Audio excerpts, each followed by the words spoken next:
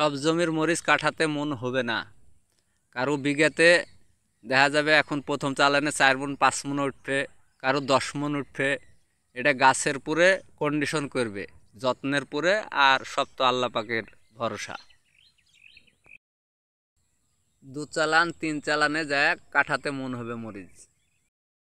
রাজশাহী জেলার মরিচের ফলন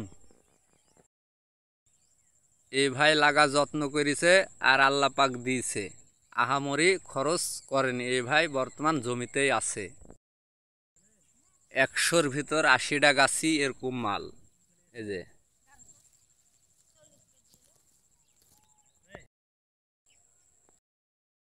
20 কাঠাতে 20 মণই হবে প্রথম চালানের মরিচ।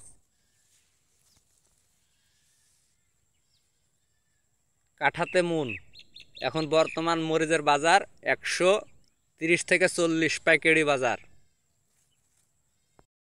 17 কাঠা মরিচে খরচ বর্তমান 20,000, জমির দাম সহ। ফলন ইনশাল্লাহ একবারে সত্যি কথা, গিরজ ভাই ভুয়েই আছে। আশ্চর্য হওয়ার কিছু নাই, আল্লাহ পাক দিয়েছে।